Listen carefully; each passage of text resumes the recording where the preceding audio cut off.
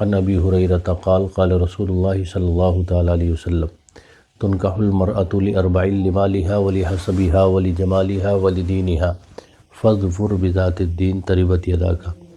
اس حدیث پاک کے راوی حضرت ابو ہریرہ رضی اللہ تعالیٰ عنہ وہ فرماتے ہیں کہ اللہ کے رسول صلی اللہ تعالیٰ علیہ وسلم نے ارشاد فرمایا کہ عورت سے جو نکاح کیا جاتا ہے وہ 4 وجہ سے کیا جاتا ہے۔ اس کے مال کی بنیاد پر نکاح کیا جاتا ہے، اس کے حسن و جمال کی بنیاد پر نکاح کیا جاتا ہے، اس کے حسب و نسب کی بنیاد پر نکاح کیا جاتا ہے، اور اس کی دینداری کی بنیاد پر نکاح کیا جاتا ہے۔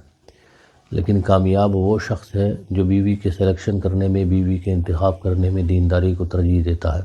اگر کوئی شخص مال کی بنیاد پر نکاح کرتا ہے تو مال چند دنوں میں زائل ہو جاتا ہے، یا حسن و جمال کی بنیاد پر اگر اس نے نکاح کیا تو بھی گھر خراب ہو سکتا ہے، کیونکہ حسن و جمال بھی چند دنوں کے بعد ختم ہو جاتا ہے۔ لیکن اگر وہ دینداری کو ترجیح دیتا ہے بیوی کے انتخاب کرنے میں، بیوی کے سلیکشن کرنے میں، تو اگر گھر میں دیندار عورت ہوتی ہے تو وہ صحیح معنی میں اپنے شوہر کا ادب و احترام کرتی ہے، فرائض و واجبات کی پابندی کرتی ہے، اور وہ صحیح معنی میں گھر کے نظام کو چلاتی ہے۔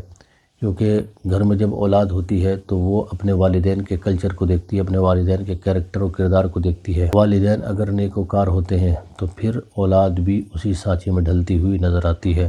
باپ نماز پڑھتا ہے تو بیٹا بھی نمازی بنتا ہے، باپ قاری قرآن ہوتا ہے تو بیٹا بھی قرآن پڑھتا ہے، جب ماں قاریہ ہوتی ہے بیٹی بھی قرآن کی تلاوت کرتی ہوئی نظر آتی ہے۔